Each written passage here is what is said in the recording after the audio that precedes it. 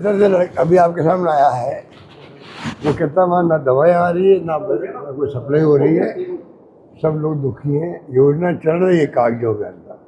ये बहुत सीरियस मामला है कि इतनी शानदार योजना जिसकी तारीफ पूरे हिंदुस्तान में हो रही है, हर राज्य में हो रही है और शायद दुनिया में कहीं नहीं है। 25 लाख तक का फ्री इलाज, MRI, CT स्कैन, दवाइयाँ, डायलिसिस सब फ्री है।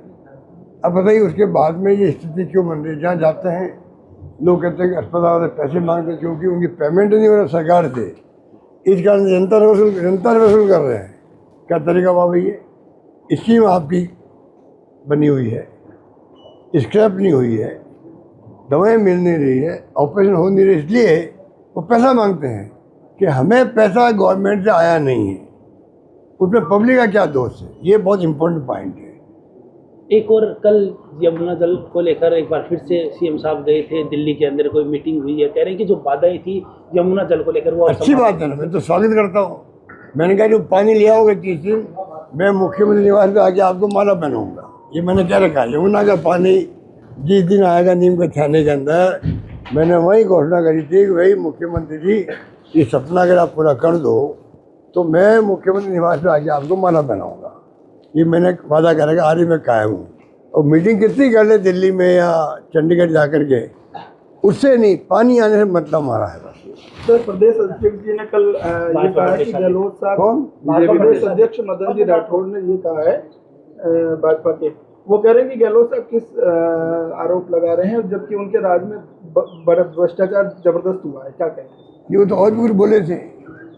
और क्या बोले वो? उन्होंने कहा पाकिस्तान को लेकर जो गहलोत साहब क्यों बार-बार, मैंने आज पढ़ा अखबार में, कुछ पता नहीं, अजीब सा ही उनका स्टेटमेंट था। हाँ, और आपने घोड़े और गधे क्यों कह दिए चुने हुए जनप्रतिनिधि को? मैंने उनको थोड़ी कहा, मैंने उनको कहा जो बिके हुए हैं, बिक रहे हैं, 10 करोड़ 25 करोड़ 50 करोड़ बिक रहे हैं घोड़े, जो जनप्रतिनिधि है MLA MP वो बिक रहे हैं, उनके लिए मैंने कहा ये जो है बिकने वाले घोड़े, गधे, भैंस, बकरी, 4 शब्द मैंने काम लिए थे, तो इसमें क्या बुराई कर रहा है?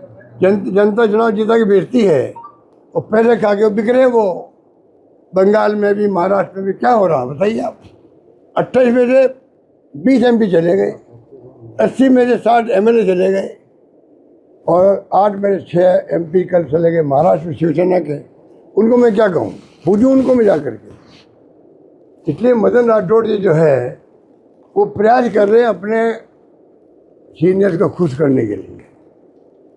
एक और मंत्रिमंडल का विस्तार होने वाला सेंट्रल में, सर मंत्रिमंडल का विस्तार होने वाला सेंट्रल, ये हमारा काम है, ये मुख्यमंत्री का काम है। ये मैं चाहता हूँ मुख्यमंत्री भरनलाल ही रहे। इतना मीडिया में आने लग गया है कि ये हट रहे।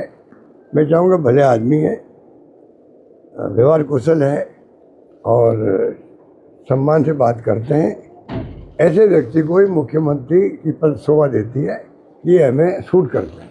एक ये जो नियुक्तियाँ हो रही है, RPSC में नियुक्ति हुई है, RPSC में नियुक्ति हुई है, इसके अलावा माध्यमिक शिक्षा बोर्ड में नियुक्ति हुई है, संघ के लोगों, हम लोग इस पर नहीं पढ़ सकते, हम तो अपना काम करते हैं, वो अपना काम। जो पद है उसको संघ के लोगों को बैठाया जा रहा है। तो राहुल गांधी जी बार बार कह रहे हैं, हिंदुस्तान भर में तमाम शिक्षण संस्थाएं जो है, विश्वविद्यालय, कॉलेजेस, वहाँ पर इनका एजेंडा है RSS का, BJP का, अपनी विचारधारा जो कि लोकतंत्र के खिलाफ है, संविधान के खिलाफ है, डेमोक्रेसी धज्जियाँ उड़ा रहे लोग, डेमोक्रेसी खत्म कर रहे हैं, ये तमाम लोगों की भर्ती कर रहे हैं तमाम शिक्षण संस्थाओं में। ये इनका टॉप एजेंडा इनका यही है।